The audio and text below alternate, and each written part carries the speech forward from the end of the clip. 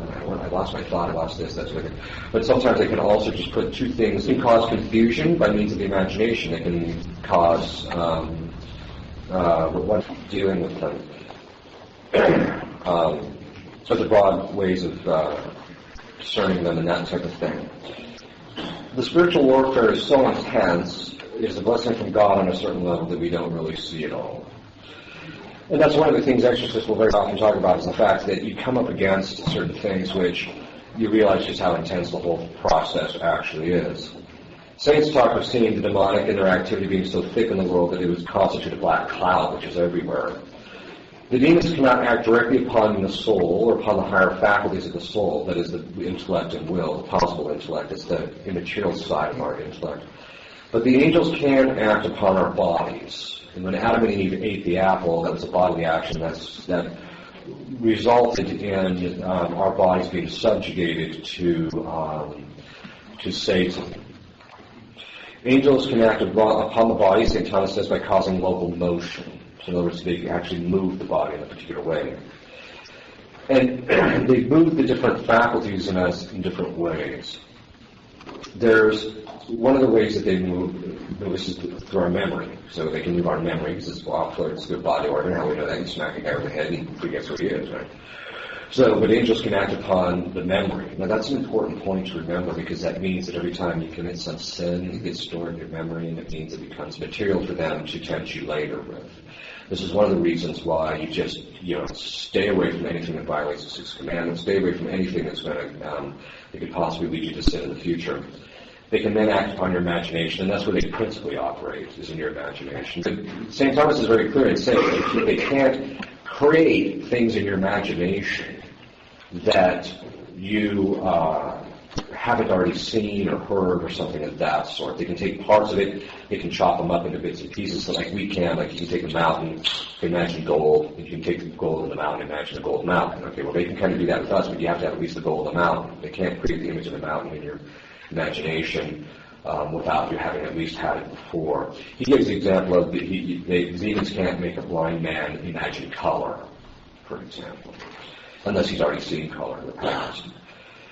They also act on what's this is the common sense power. That's the power that unifies all our sense experiences, and there's an actual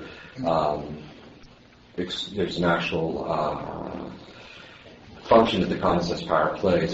So it unifies all my sense experience. So when you see me talking and you hear and see me talking at the same time. There's people who actually have a dysfunction in the brain where they see and hear people at different times. I can't remember the name of the particular problem. But this common sense power is also used to focus on a particular thing. It's called inattentional blindness. It's a necessary mechanism. So like, for instance, if a man is at war and he's told, okay, you make sure that this thing keeps getting loaded every time it goes off. Well, he can't be worrying about the bullets flying over his head and thinking about that when he's got to be focusing on that. Okay, he does that by means of that particular faculty. Then the next one is they can also move the locomotive, the locomotive faculty, which is the one by which we move ourselves. They can move our faculty of speech, the nutritive faculty, what we eat, that type of thing. They can affect that. The other power that they can affect, which is something that's quite important, is called the cogitative power, and that's the power that has the capacity to make associations. So what demons can actually do is they can put an image in your imagination and then move the cogitative power to look at it from a particular point of view. Now, why? And so that we and make it particular kinds of associations. Why is that so important? Well, it basically comes down to this. We have these emotions, right? And St. Thomas makes a distinction between what he calls antecedent and consequent passion. Antecedent emotion or passion is the things that occur before we even have a chance to think about it, like when you get angry without having even thought about it, or contrary to what you want or will. But then there's those which follow upon reason. So if someone comes up to me and says, "Father, hey, nice casket, Father." I'm like, "Well, thank you." And then later I get to thinking about it. Wait a minute, he was, being mean. Then I get angry, right? Well, that's because the emotion follows reason, so it's antecedent. The way you train antecedent appetite is by either confirming it or denying it. And you also, as you grow in virtue, the antecedent appetite will begin to wane. You'll have less of it. Our Lord and Our Lady did not have antecedent appetite. Adam and Eve before the fall did not have it. After the fall, it's a product of the fall, okay.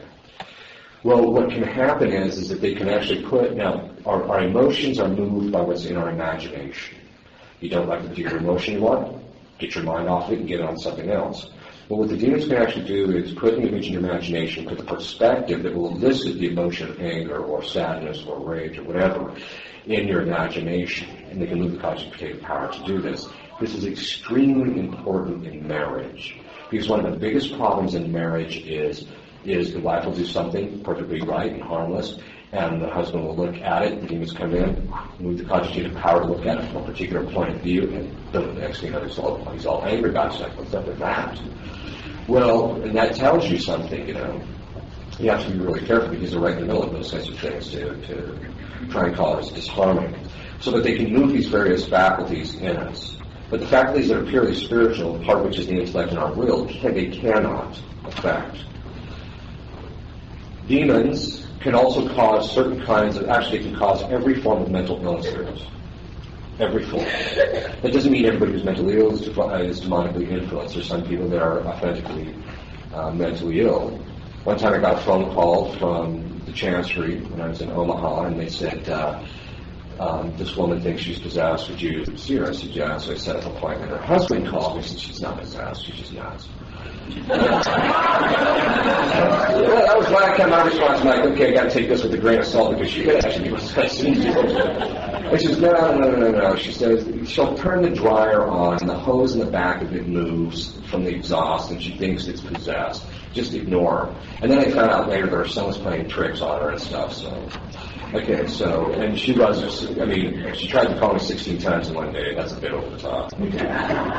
So, some people are legitimately mentally ill with no connection to demonic influence. But a lot of people aren't. A lot of people are mentally ill because of demonic influence. And very often you can get rid of demonic influence underneath the influence of somebody who's perfectly normal. They don't need any further counseling. They need nothing. They just need to be liberated. Angels can cause in us, they can cause us to hallucinate. The good angels do the opposite, though. So, in other words, what the bad angels do to us, the good angels can do to us as well. You can ask your guardian angel, help me to remember this. I do that all the time at Mass. Inevitably, at the consecration, if something comes up at Mass about, oh, you need to look at this, you need to look at that, you need to look at this, and so then I'll just tell my guardian angel to remind me of that later, and then I can zone out, I don't have to worry about it. But that's one of the things that is important, so they can help you remember, they can help you have the right kinds of images, help me to form the right images, help me to look at this from the right point of view. But the angels can do something that demons do not do. Angels can actually act upon this immaterial part of our intellect and illumine us, make us more intelligent, and they give us, so they can introduce an image into our imagination, then strengthen our intellect to be able to look at that image and see in it something that we may not have seen before, or to understand it to a greater degree. The demons never do that. They'll introduce stuff into your imagination. They may even give you certain kinds of knowledge, but they'll never illuminate you because they don't want you coming to knowledge of the truth, and that's what illumination does. It gives you knowledge of the truth, and they don't want that. Even if it serves their end, they just don't want it. Demons are able to present an image in such a way that one is likely to judge it falsely, which will affect the judgment of the individual. In other words, they can compromise your judgment very easily. In fact, that's very often what you'll see with people who are demonically influenced. You get them out from underneath the influence, and they're just like, why was I thinking that? It doesn't make any sense at all. Demons can cause confusion by means of the imagination. They can cause what one friend of mine calls brain scramble. They just get in there and they just cause the confusion. They just and first like, I lost my thought, I lost this, that's what. But sometimes they can also just put two things that are contradictory together. That's the definition of confusion. Two things that are contradictory in one thing. And so they'll very often do that. On the other hand, God permitting, an angel can move the faculties which may be ill-disposed to a better disposition. In other words, just as the demons can actually start breaking down the biological function of the brain and drive a person to mental insanity, so the good angels can actually do the opposite, God permitting. So in other words, they begin to arrange the matter in your mind better so you have better clarity. And that's one of the things that will very often happen, is that people come out from underneath the demonic influence, all of a sudden they have this intellectual clarity they didn't have before. And it doesn't mean if your brain is in a fog that you're under demonic influence. It just means that sometimes happens. Angels, both good and bad, can also act upon the senses themselves. Sometimes people will feel being touched when there's no one there and that type of thing. The angels, both good and bad, God permitting, can also offer the senses a sensible object formed from without, which occurs either by nature or by the action of the angel himself. So in other words, they can make, like some particular thing form in front of them. They can move matter together and it makes it look like my husband, not mine, but someone else obviously. That's because I've heard women actually have that experience. The angels and demons can also move the nutritive power. They can make someone feel hungry. They can cause indigestion and things of this sort. They can cause a person's stomach to churn.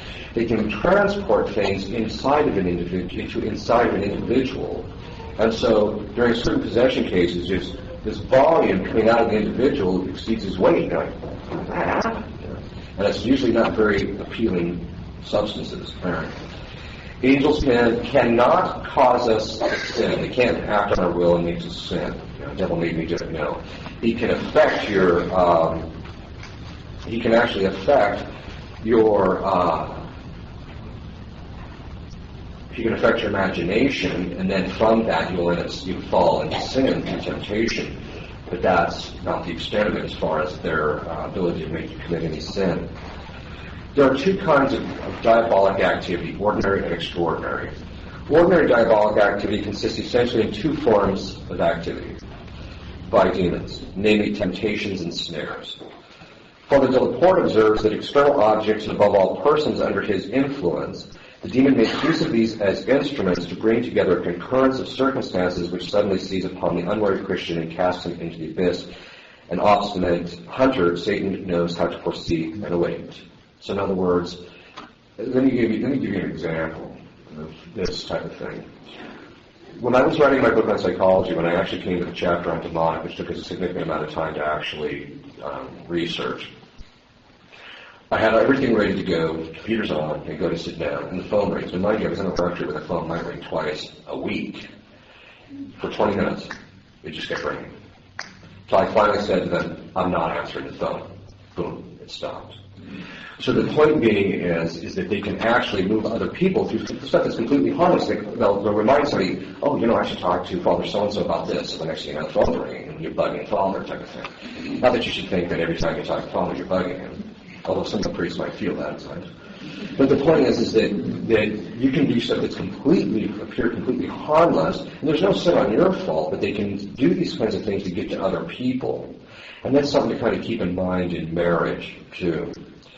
Then there is, of course, regular temptations where they introduce stuff into your imagination. Now, when you are created, the angels can look at the material disposition of your matter, your genetic code, and they can tell a significant amount just by looking at your matter. They can tell what your disposition is, whether you're sanguine, choleric, that type of thing, whether you're going to be prone to anger, whether you're going to be prone to sins against the Sixth Commandment, whether you're going to be prone towards other kinds of sins, disobedience and things of that sort, because you're unruly in your lower nature, because there's certain dispositions for that. And that's one of the reasons they can tell a significant amount. They can just look at our matter and get a read on it and say, this person has this particular vice and this virtue. Because why? The body adjusts itself to the operations of the soul. It means that when you perform actions, good actions, your body begins to adjust itself so it can perform that good action. When you do bad actions, your body begins to adjust itself so that it can accommodate that. Even though the body isn't designed for that, as it begins to accommodate, it starts breaking down. So sin basically breaks your body down. You actually see that in certain people that are really vicious people, for lack of a better word. You can actually see it on their countenance. You're just like, man, these guys have a rough life, morally. All right. So, whereas you go to a convent, you find some nun who's extremely sanctified and mortified herself, and she doesn't even have to open her eyes, and there's just kind of this glow, this countenance that you see. And so that is a sign of the body adjusts itself to the operations of the soul. The demons look at that and they can see. Now that gets to the point about whether they can read your mind or not. There are certain aspects of what they can't see. God can block them from actually looking at it. But we know through modern science that there are certain physiological reactions when people perform certain kinds of actions. When you lie, your eyes, around your eyes, it heats up a bit. So demons can actually see that and he's lying. So there's certain times they can know what you're thinking. Now there's another way they can know you're thinking, as if they're causing it. They can introduce something into your imagination and kind of hold it there. And they can tell whether it's getting pulled one way or another by whether you confirm it or deny it. And so that's another way they can actually know. So they can introduce something into your imagination and then tell you. That's actually happened to me. This one woman was possessed. This is just by way of example. It happens numerous times. For me, all the weird, esoteric, strange stuff you see in movies, which is actually mild, it's not the real stuff. The stuff that's most jarring to me is when they can introduce something into your imagination and then tell you.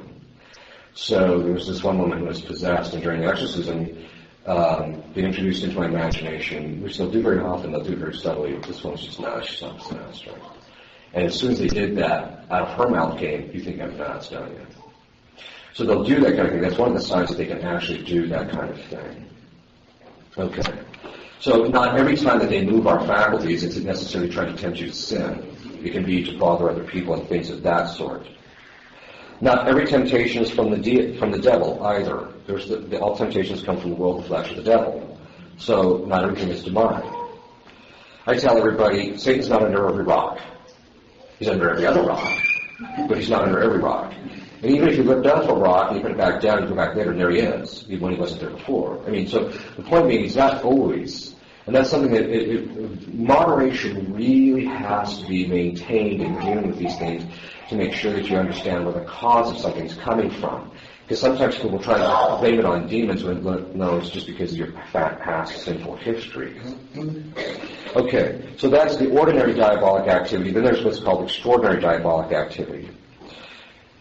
That goes above and beyond what is normal diabolic influence, which all men must endure. Everybody has to deal. Everybody, save one person, was excluded from demonic temptation, Our Lady.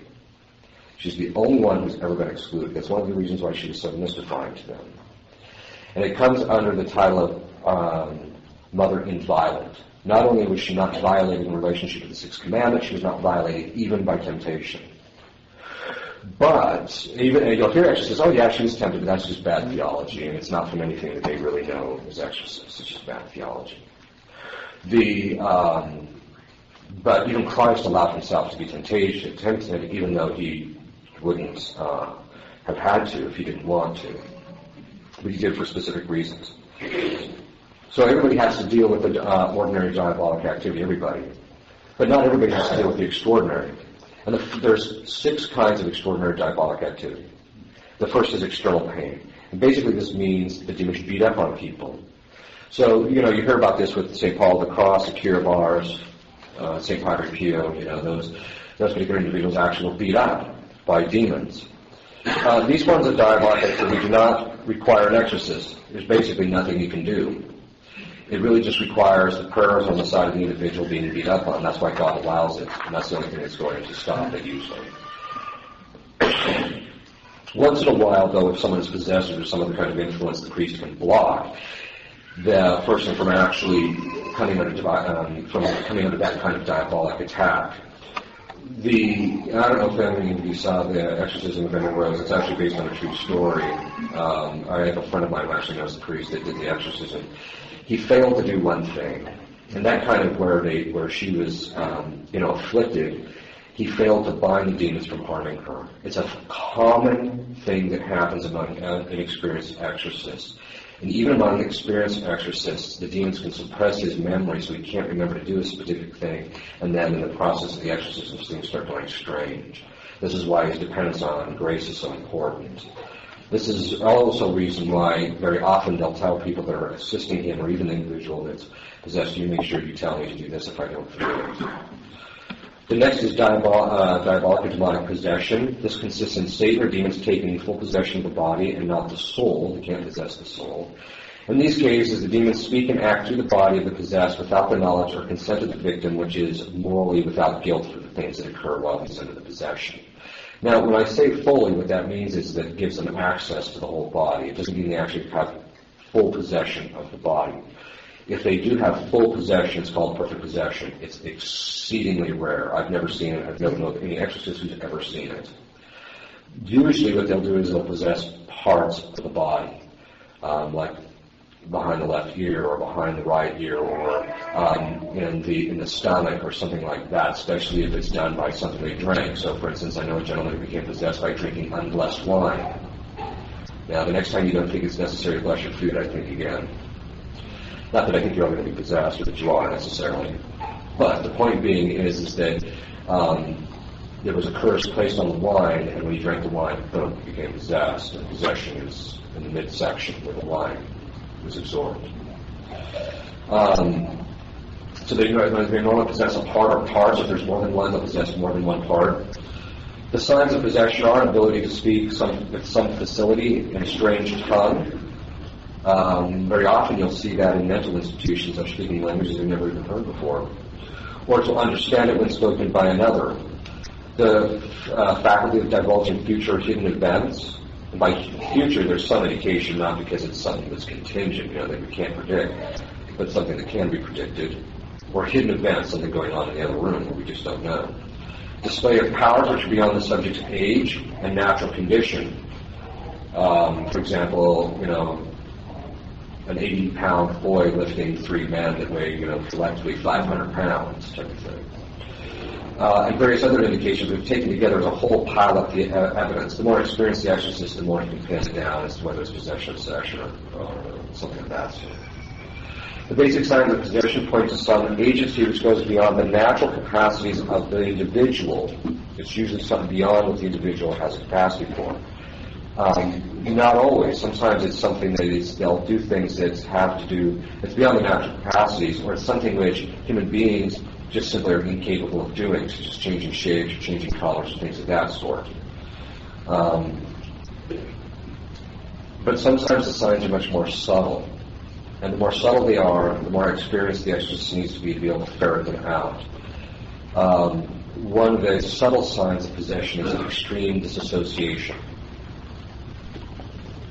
No, disassociation it's a natural mechanism which God built into human beings in order to protect them from extreme psychological damage. And basically what it is when a person undergoes a traumatic event or a series of minor traumatic events, what happens is the person begins to disconnect from reality and see himself, viewing himself kind of experiencing this thing going on. And so as a person becomes more disassociated, they become less connected to reality. Very often they'll be around people, they just can't, people talk, they can't quite hear, they can't focus on them, and that type of thing. Lack of focus is very often a sign of disassociation. The demons can induce that because it's principally a function of our body, that disassociation. And it happens very commonly among women who are raped. And so that disassociation is the thing that opens the door very often to demonic influence. It's a natural mechanism, but if it's induced unnaturally, that's what opens the door, and that's what rape does, that's what traumatic offense does, that's what abusing children does very often. But when they get older, they're very disassociated. It doesn't mean everybody who's disassociated is demonically influenced, but very often they are. There is no such thing as multiple personality disorder. It's all ruse. And the reason being is because people can feign different personalities, but a personality is constituted by the collective habits, dispositions, and choices of an individual, which means there's only one personality. Now that doesn't mean that in certain instances a guy might kind of change how he behaves, but there's not more than one personality. And very often people who are possessed are just labeled as multiple personality disorder. Some people who are labeled multiple personality disorder are simply liars, and extreme cases of it. But there's actually none. And if you want to find out why that's the case more, you can read my book, which if you can get to the stage where you can understand that part of it, you're doing pretty good. There are multiple personalities in people through possession, obviously. Okay, so possession, that's what possession is. And possession as a variety is so multifaceted. It's so incredibly multifaceted. It doesn't matter how long you've been doing exorcism as a priest, I guarantee you'll always come across something that you've never seen before. And exorcists have actually created an association in order to be able to pool their knowledge and ask, have you seen this, have you seen this? In this case, what do you do? Because even guys who've been doing it for 17, even 40 years in length have to talk to other guys to find out if they've ever seen this. Okay. The next is diabolic obsession. The symptoms include sudden attacks, at times ongoing, of obsessive thoughts. In other words, the person just can't get something out of their mind. Sometimes it's even irrationally absurd, but of such a nature that the victim is unable to free himself. In other words, he can't think outside that box. When it happens to him, he just can't think differently. Therefore, the obsessed person lives in a perpetual state of prostration, desperation, and attempts, sometimes even at suicide. Almost always obsession influences dreams. There are certain questions as an exorcist you can ask about people's dreaming patterns, and that can very often tell you whether they're obsessed. Some people will say that this is evidence of mental illness requiring the service of a psychiatrist or a psychologist. The same could be said of all forms of demonic phenomena. That's what they often say. Some symptoms, however, are so inconsistent with known illnesses that they point with certainty to evil origins. Only an expert or well-trained eye can sometimes identify the crucial differences. Certain forms of modern psychology, however, are inherently inadequate in relationship to these certain kinds of causes. For example, well, let me give you an example. There has not been a single solitary individual who has come to me that's been diagnosed as bipolar that's on meds that I haven't been able to get completely off their meds and straightened out in 3 months if they do certain things. Not one. Really? And that is something that tells me. Now, there has been people that haven't gotten straightened out with us because they didn't do what I told them to do. But and what that's a sign of is in fact, that bipolar is actually a form of obsession, demonic obsession, by the time it gets to the point where it's diagnosable. And basically it's because a person's leading contradiction. There's some kind of contradiction in a person's life. It's going like this. The contradiction just keeps driving their psychology to more extremes. And eventually becomes a point where the demons insert themselves in the process and it becomes really extreme. It's called manic and depressive stages. And the person has no control over it. Well, usually that can be broken fairly quickly. Usually they're off their meds in 3 weeks. They're usually normal, straightened out, feel normal after about 2 to 3 months. What does this mean? Every form of mental illness can be caused by demons. Not everyone is. And sometimes you can't, to be able to distinguish them is extremely hard. But there are certain patterns that you see as an exorcist that tell you whether something is in fact psychological or demonic. The psychological, if it's truly psychological, it will either be physiologically based or it will be triggered by certain objects or events. If it's demonic, it will have no correspondence to anything whatsoever. So the person all of a sudden will just wake up one morning, they're fine, all of a sudden, boom, they're just like, oh, I'm all depressed. They have this feeling of heaviness, they can't, and sometimes too, one of the things that's been unfortunate, and this is one of the signs that bishops really don't know what they're doing. They'll say, well, I'm not going to give faculties for exorcism until the person's investigated by a physical doctor, he's investigated by a psychiatrist and psychologist, and then they go down and look at 40, 50 people before the guy even gets to the point where they, well, maybe it is diabolic. A good exorcist can usually decide someone up pretty quickly and determine, no, this is just, there's a blessing he can give. Usually after giving that blessing, within 2 to 3 days, he can make the diagnosis, if he's good at it. If the person's obsessed demonically, after he receives this blessing, he'll feel a sense of freedom, usually shortly after the blessing or even during it, a sense of freedom from symptoms for about 2 to 3 days, and then it comes back. That's the pattern. That's one of the clearest signs it's diabolic. When you exercise them or give them a blessing, this is the pattern. When you're getting them cleaned up, the pattern starts, it's still doing this. And then what will happen is that you'll give them the blessing and then it kind of pans out for about 2 to 3 days and then it starts doing this again. And then you do it again and then it starts slowly getting better. And as time goes on, it gets to the point where it starts panning out if it looks fine. But then there's usually 2 dips, usually 2, 1 to 3, where they'll be going along funnels and boom, all of a sudden the symptoms get really bad again. You get the blessing and they're back up. And then usually after about 2 to 3 months, they're in the clear. They just have to make sure they do certain things, stay away from certain things, and they won't have any more problems. That's one of the signs that you know it's diabolic. Because if it's physiologically based, the blessing won't do anything. And that's one of the things that, in fact, quite frankly, it's more economical just to send the guy to an exorcist. And I'm not saying every person who has mental problems should immediately go to an exorcist. That's not what I'm saying. Because exorcists don't have time for that kind of thing. But at the same time, if there's clear indications, and one of the signs that psychiatry very often is inadequate or not enough is the fact that they go to counselor for years. and they don't get any better. In fact, usually they get worse. And one of the signs, too, and this is one of the real dangers to going to a psychiatrist who gives you meds. Okay, it might stabilize you, but then what happens is because the demons are driving it, it's very slow spiral down. Person seems like they're functioning okay, but if you watch them closely over the course of time, they're slowly spiraling down because the meds will only block it to a certain degree. It can only mask certain symptoms. It's not going to take away the cause because the cause isn't physiologically based.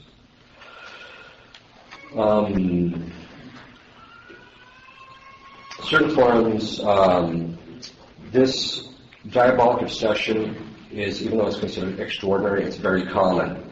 In all of my discussions with other exorcists, our experience is that, and this is going to sound high, and I admit that everybody always says, oh, exorcists, they see Satan everywhere. I would be willing to place a wager that 25% of the adult populace in this country is diabolically obsessed, usually with relationships with matters that pertain to chastity. Especially if pornography is involved. Pornography is one of the most stubborn ones to break. So, and this is something that you see, it's very common. Women, as I mentioned, have been left raped. There's a very high percentage that are influenced. The next is called diabolic oppression. This is manifest in symptoms from very serious to very mild illnesses. Oppression affects one's health, employment, relationships, and the symptoms include unexplainable rages, and some even a tendency to complete isolation from people around you. You know, some people, I knew a woman once who made the mistake of allowing people to pray over her by imposing their hands. She became diabolically oppressed, and her life imploded, literally imploded overnight. And I'm going to be talking about why you don't do that kind of thing later, and why it caused it, and why certain aspects of charismatic renewal have to be avoided. But that stuff we'll talk about in a little bit. Job, in the book of Job, is a clear example of this kind of demonic influence. It can result in physical illness, which cannot be cured by medical means. I know of a case of a woman who was sterile for 11 years of their marriage. She was exorcised, conceived the next month. It can affect relationships. For example, when unexplainable, there is a falling out among family members. It can also affect people's employment. For example, when they're fired suddenly without any reason, or why is the boss always going off on me when I'm not doing anything? That type of thing. Then there is diabolic infestation. This occurs when things outside of man, that is the malefic, that is the bad activities directed towards places such as houses, office, stores, fields, objects, cars, pillows, mattresses, dolls, and animals, and therefore indirectly affects will indirectly affect man. A friend of mine actually had bought this house. I told him don't buy the house because I knew his wife would be happier out in the country, but he bought the house anyway. 2 weeks later, his wife was unhappy. But anyway, that's not the point of the story. They bought the house, and about 2 months after they asked me to come bless the house, and every time I would go into the house, I would get physically ill. Until I wore the relatively true cross, and I could go in, I could get in the house, it didn't bother me. I thought there's something in the house. And then they asked me to bless the house, and when they first moved there, they had a dog, and it immediately started becoming ill. So after I blessed the house, I blessed the dog. The dog started convulsing a bit after I blessed it. The next day it was fine. So I said to him, you have a demon of illness in the house. So we exorcised the house. It took me a year to get that thing out. Not after his wife contracted cancer. After that, after even we got the demonic influence released, she still had the physiological effects of the cancer, and she eventually died from it. So this is something that's very serious, you know. And as witchcraft becomes more and more prevalent, which is one of the principal ways by which they open the doors, witchcraft becomes more prevalent. This is one of the problems. This is why I tell people, make sure you find out who you buy the house from.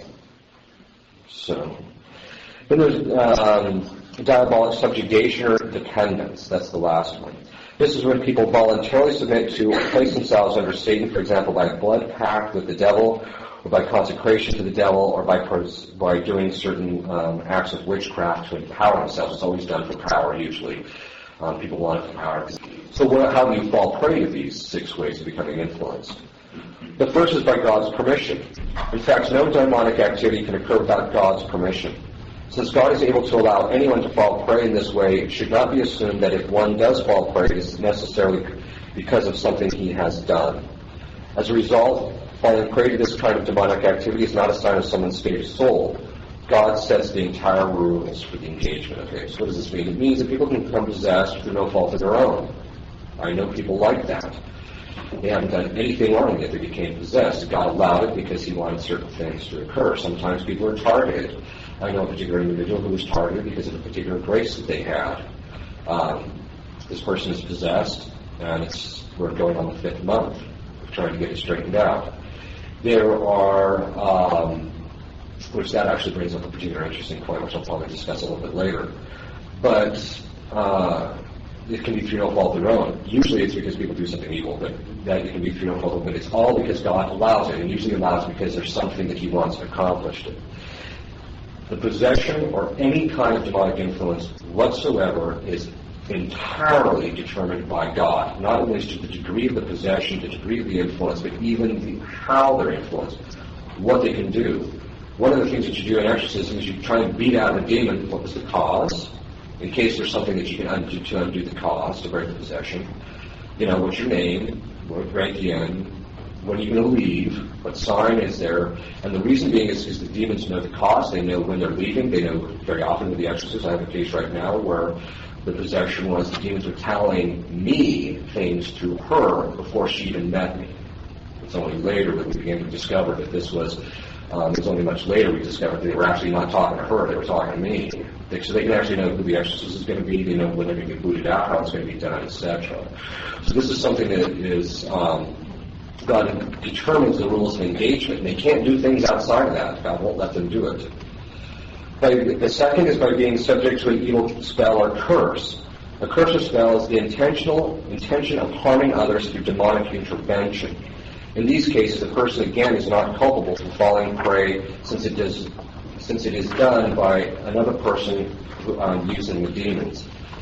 This is why things such as witchcraft, sorcery, spells, bindings, evil eyes, and maledictions are so dangerous. And by maledictions, we mean even when parents curse their children. I know a gentleman who's possessed now because his father cursed him. This has become very problematic in the last 40 years, and particularly in the last 10 years with the rise of witchcraft among teenagers and feminists.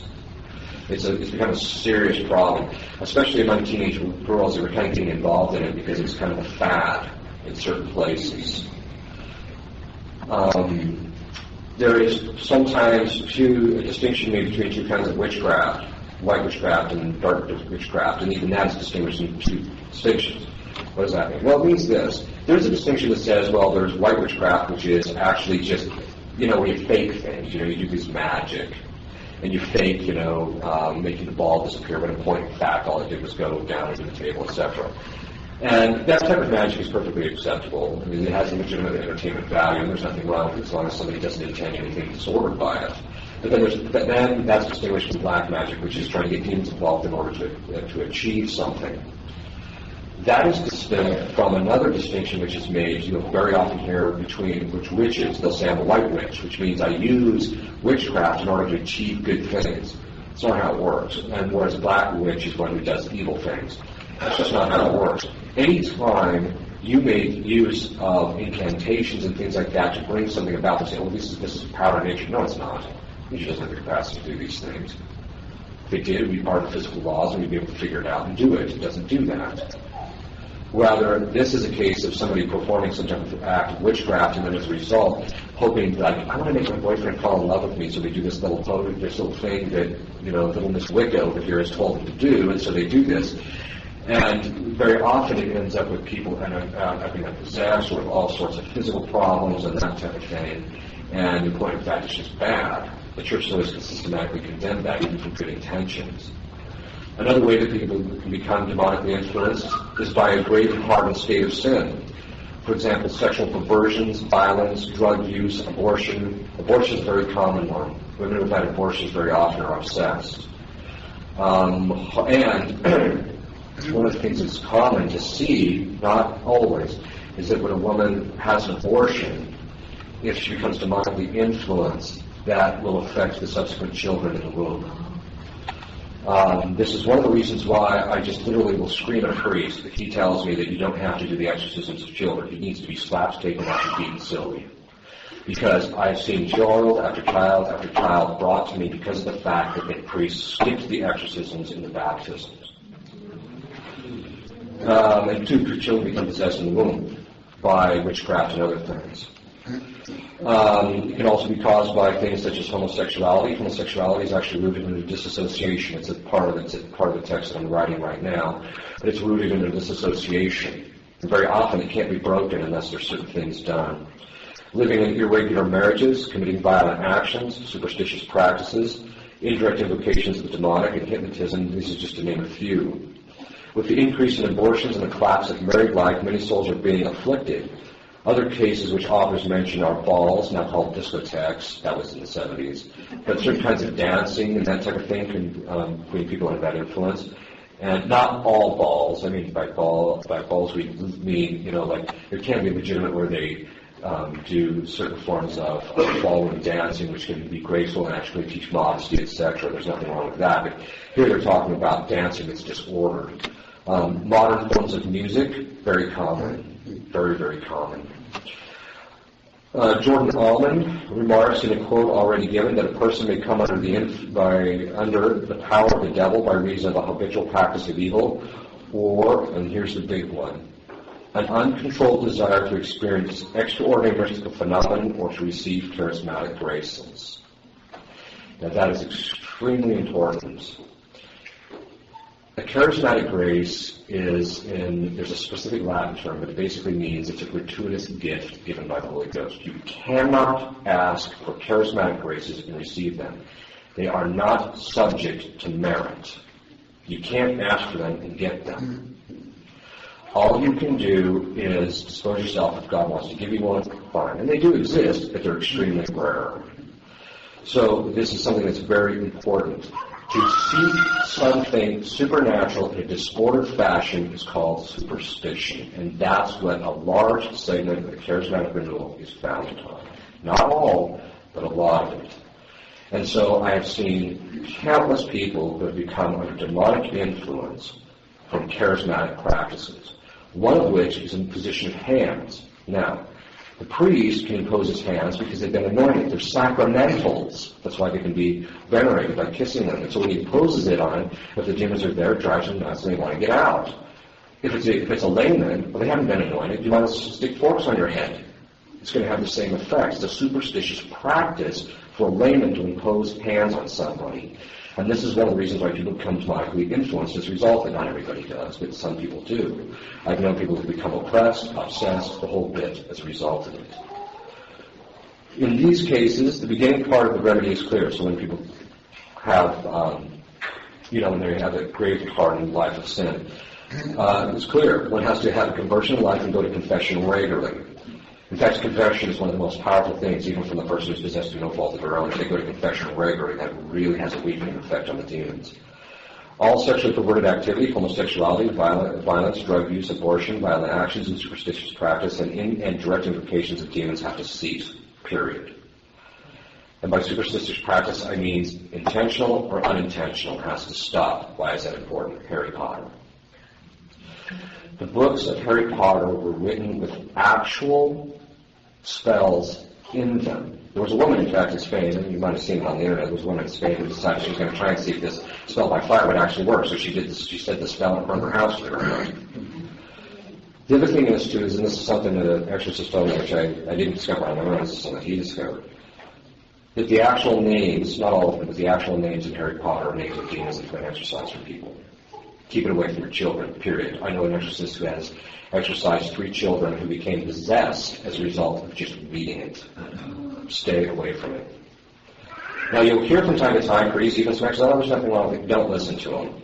I'm telling you that from experience from other experienced exorcists.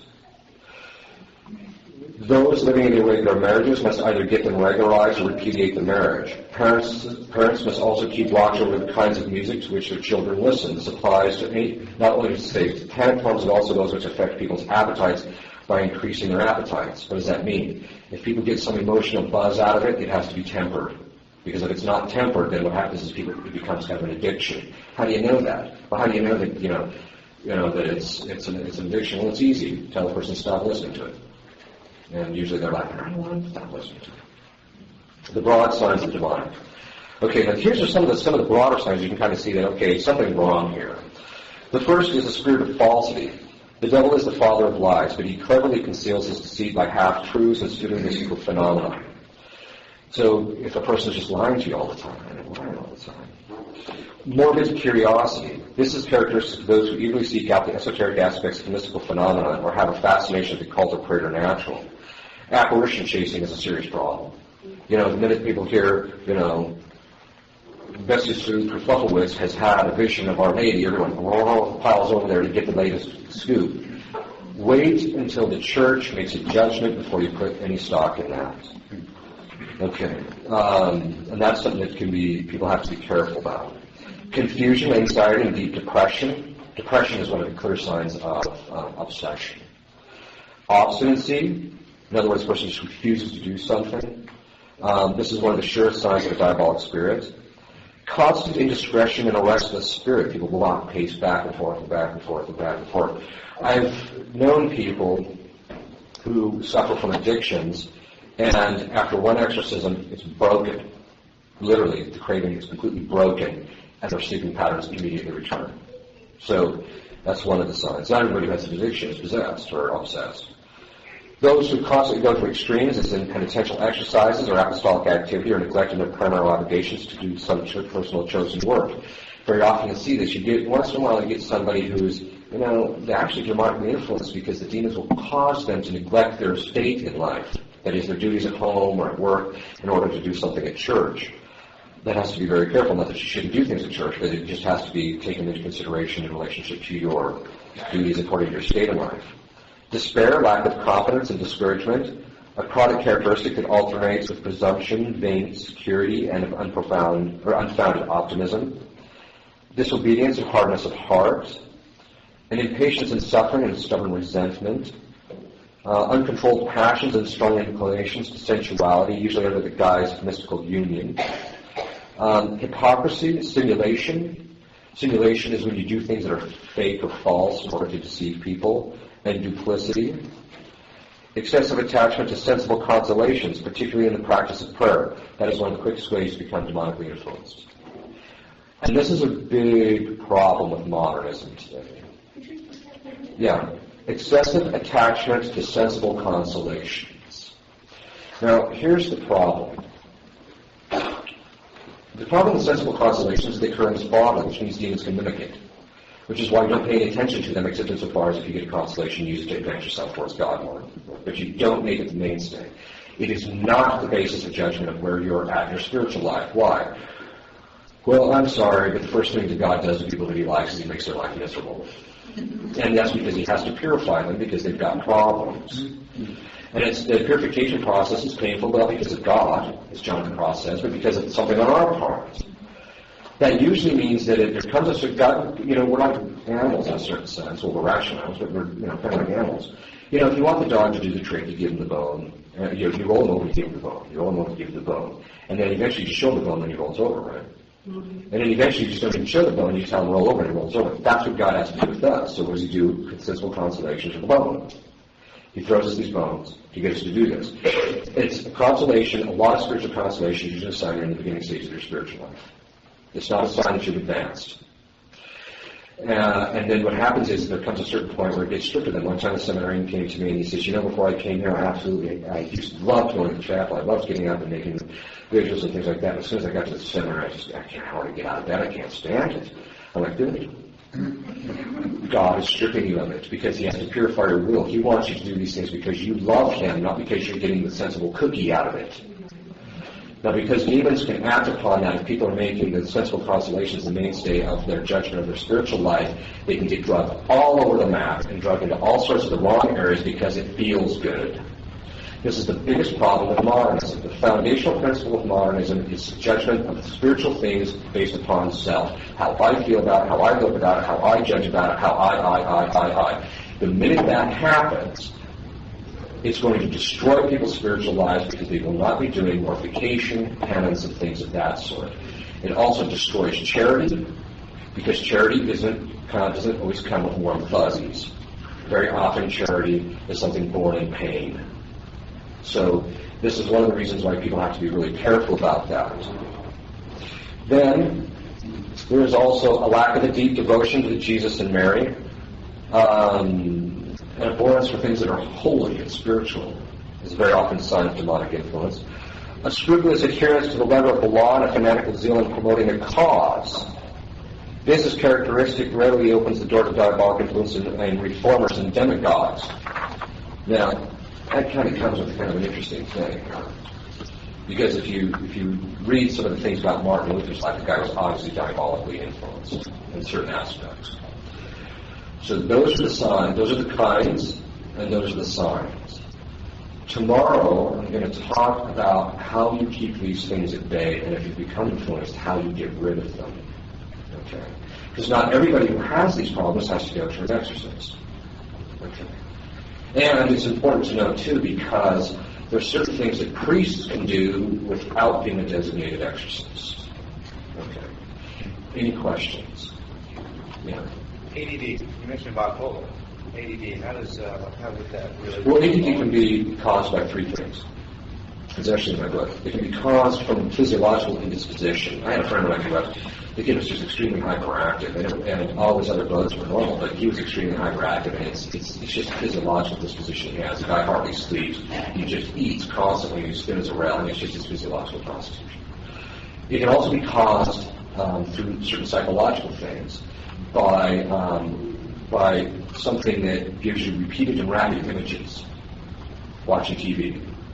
It gives you constant and rapid images, and so what happens is your faculties become habituated to those rapid images. So as soon as you step out from behind that, your faculties are habituated to having those rapid images, and when you don't get it, the faculties are like, there's something wrong here, and so the person gets fidgety.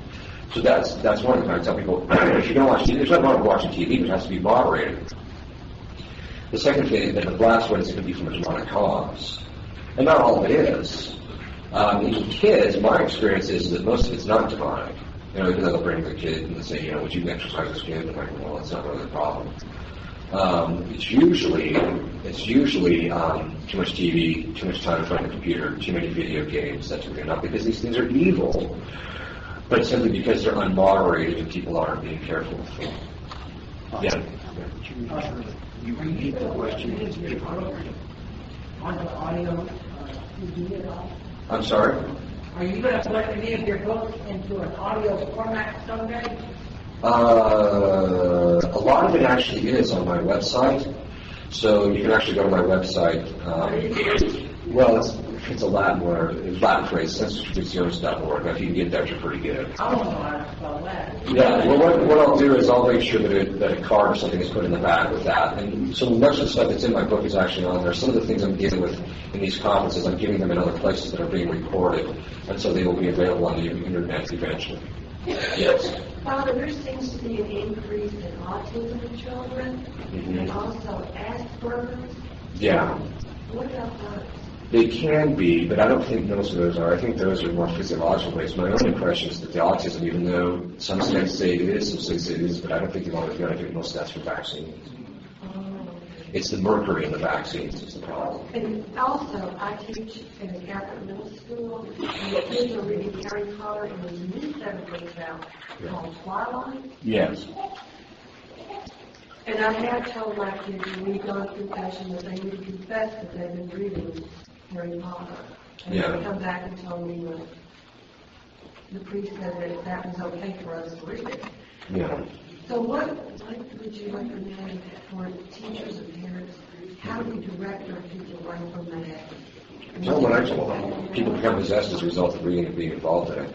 The other thing is, too, is that if you read Father Amorth, I think he has some, he's the head exorcist in Rome, he has some stuff on the internet talking about Harry Potter where he tells people don't get involved in it and stay away from it. So, the irony of it is that people will listen to an exorcist because they realize what this guy does or stuff is kind of weird.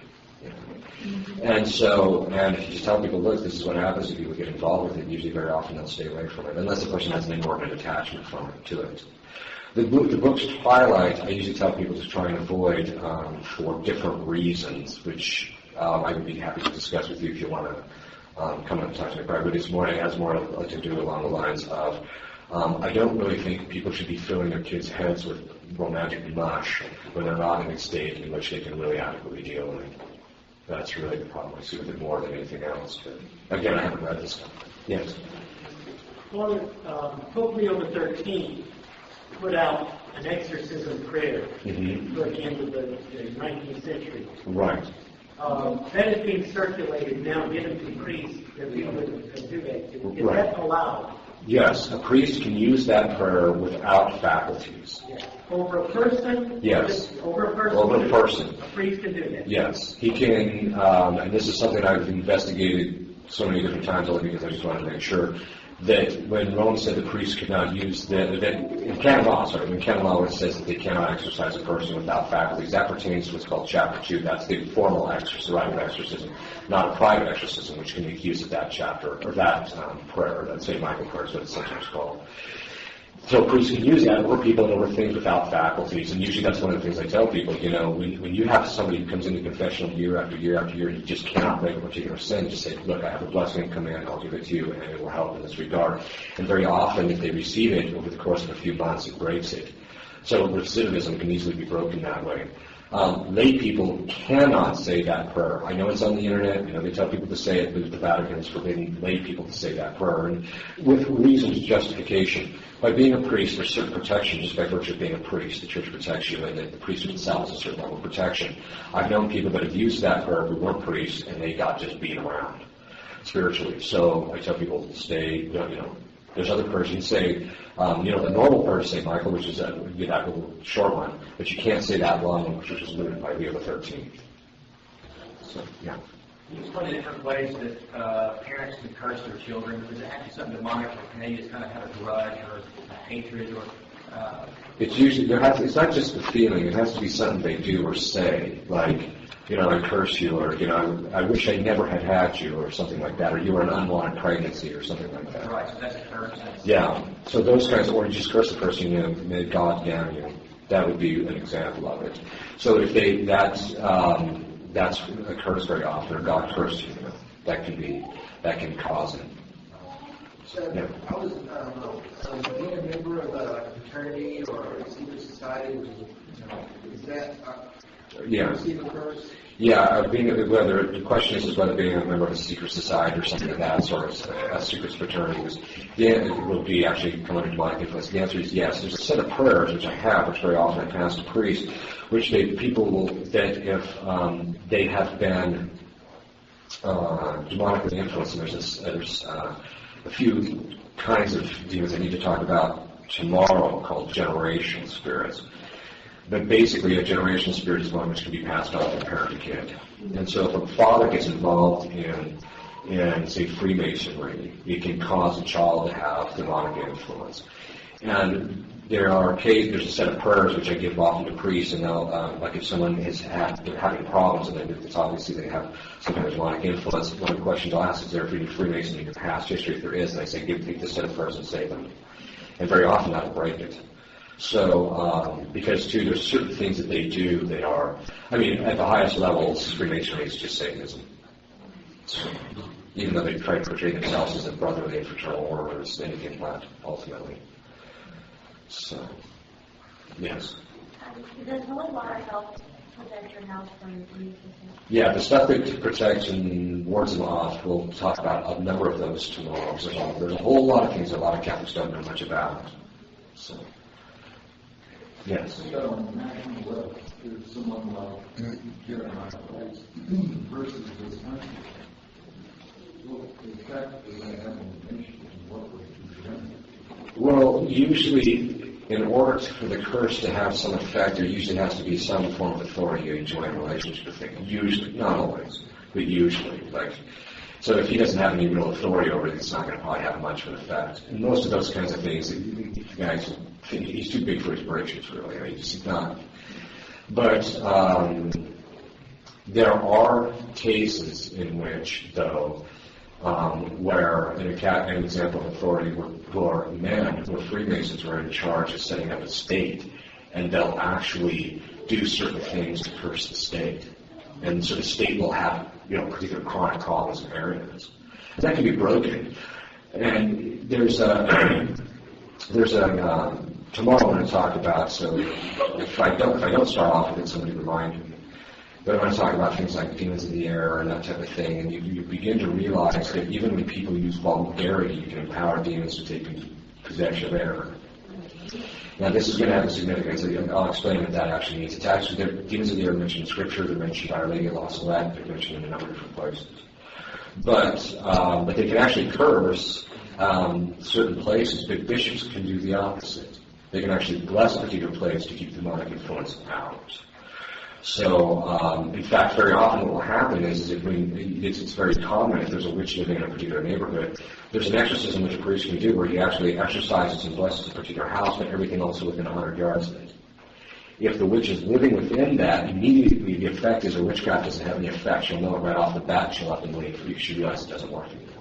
But the point being is that bishops and priests and that type of thing can actually bless houses. They should be blessing people's houses regularly and that type of thing to keep this stuff at bay. Again, not because Satan's under every rock, but that's one of the principal failings of spiritual fathers to protect their spiritual children from demonic. They might provide the sacraments, they may do all these things. Very often they'll find, I'm providing confession for these people, I'm blessing them, I'm doing all these things, but it's not having this effect. You say, well, are you getting rid of the demonic stuff? I mean, if you're not getting rid of that, you're only providing half the effect. That also brings up the fact that the principal function of the head of the household is to provide and protect. That's the principal function of a man, provide and protect, not just physically and financially, but spiritually. He provides by praying, suffering, doing good works, mortification to merit the graces for those people, for his family, his wife. He protects them by keeping demons out of the house. That failing is categorically the most systematic failing of man across the board, even the best of them. And that's one of the reasons why there was a group called Exhumed Christian Rome, we'll be talking about that tomorrow, was established because guys are failing in that regard. So their two exorcists established this group so that it would provide protection for families. So anyway, that's stuff we'll talk about more tomorrow. Yes?